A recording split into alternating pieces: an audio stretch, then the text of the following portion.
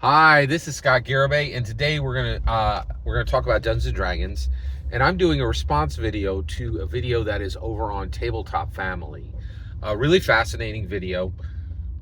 And he asks the community. He says, "Is D&D anti-TTRPG? And is the D&D culture anti-TTRPG?" I think the answer to that is yes, but I want to talk about one thing in particular in his video, which is Critical Role. And so this gentleman watches Critical Role for the first time and says, who is this for, right? And so he is coming from a new dungeon master's perspective, a very limited dungeon master's perspective, and it's almost like a reaction. It's like watching somebody, watch Star Wars for the first time, 50, like almost 50 years after Star Wars was created. It's wild to see this person experience Critical Role for the first time and then say, what is happening here? Is this Dungeons and Dragons? How is Critical Role connected to Dungeons and Dragons? So first of all, I really love Tabletop Family's channel. And the reason why is I believe he's an archetype. I believe there are like 1 to 3 million Americans who are just like him, who come in, who like see Dungeons and Dragons for the first time somewhere, and then find out that there's a tabletop role-playing game industry, air quotes. Now, I don't actually believe that there is a tabletop role-playing game industry. I think there's Dungeons and Dragons, that's its own thing. And then I think there are hundreds, if not thousands, of games that don't actually make money, get very little attention, and most of the time turn out to be failures 5 to 10 years after they're produced. That's the vast majority of all TTRPGs, and even the ones that are at scale, you don't know if they're going to remain at scale or be successful. And huge companies with it's very, very hard to make a dollar in TTRPGs. So much so that I think it's better to think about TTRPGs as an activity sphere, not even really a real industry where people work. It's just not really like that. There's people who come in, work for a little while until they realize there's no money in it, and then just leave, right? Like it's astounding how bad it is. So Tabletop Family, the dungeon master, who's got very little experience in dungeon mastering, watched Critical Role, and he's like, who is this for? And it is, as soon as I heard him say this, I was like, yeah, I understand why you're confused. It is confusing. It's a confusing situation. So what is Critical Role? What is it to the Dungeons & Dragons community? And why is it so strange? Because it truly is strange. If you watch it, you're like, what is happening here? You're like, this doesn't look like any D&D game I've ever, any D&D session I've ever sat in on, right? And so one, it's Hollywood rubbing itself on Dungeons and Dragons, like just kind of rubbing up against it to get Dungeons and Dragons luck, right? Not luck, Dungeons and Dragons awesomeness, right? And this is really a thing. And Matthew Mercer has made himself and everyone connected to CR except Orion Akaba a millionaire, just rubbing themselves against Dungeons and Dragons awesomeness, right? It's that simple, right? And so one, that's really astounding, and that does not happen. And this is one of the reasons why the tabletop role-playing game family dungeon master was so confused. This doesn't happen anywhere else. You can't rub yourself on OSE and make even $10, right? Like it's ridiculous. There's no success anywhere else. But Dungeons and Dragons, just proximity to Dungeons and Dragons can make you a millionaire, and this doesn't happen on any tabletop role-playing game in the world. D&D is the only one, right?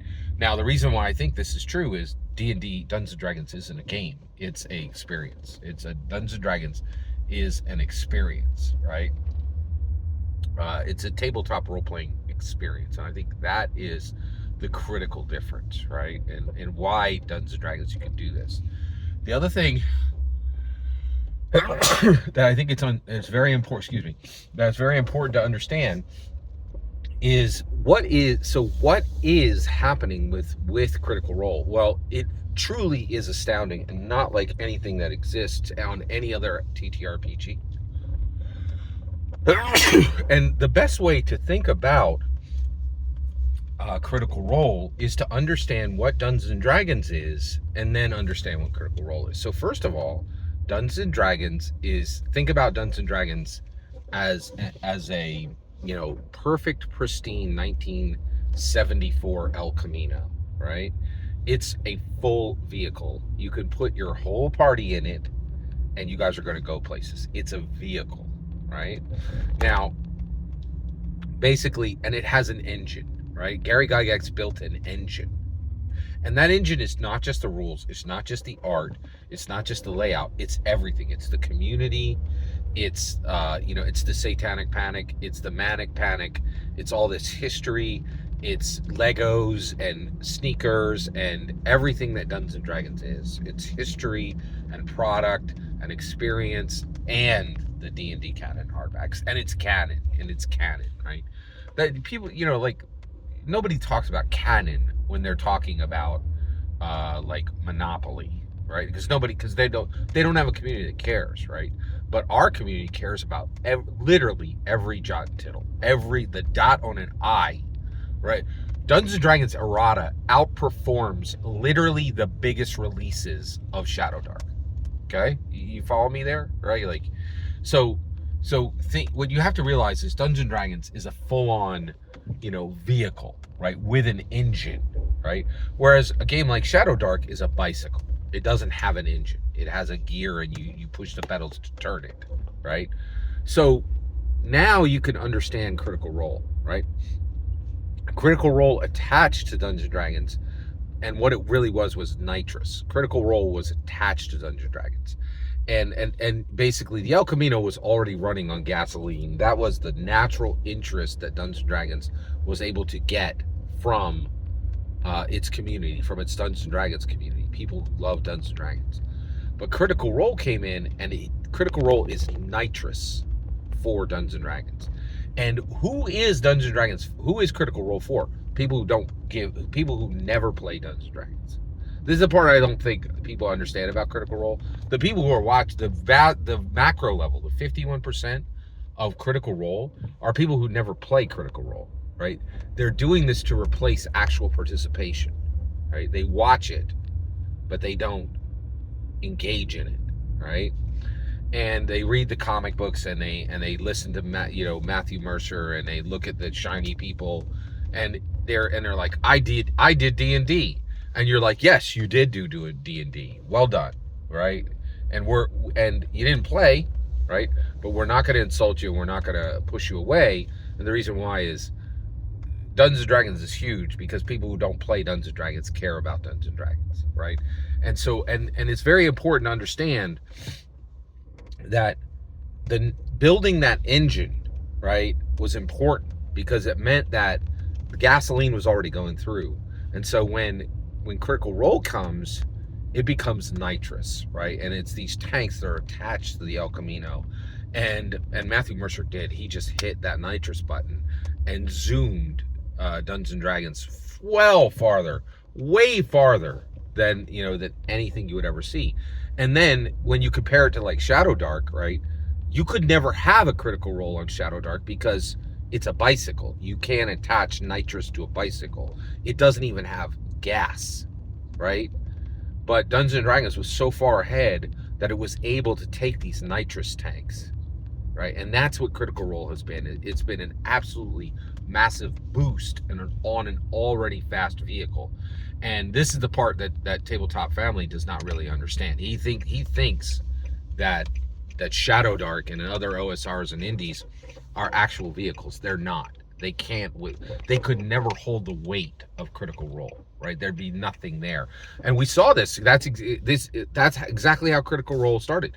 They were on Pathfinder, and they're like, this scrub copy game cannot take the weight of what we're about to do, right? When we hit the nitrous on Pathfinder, that the gears will explode, because Pathfinder cannot contain what we're about to do, and Shadowdark couldn't. And none of the games that this guy is dragging his family to, right, that they literally, his son was like, this was his son's comment on Shadowdark, it sucked.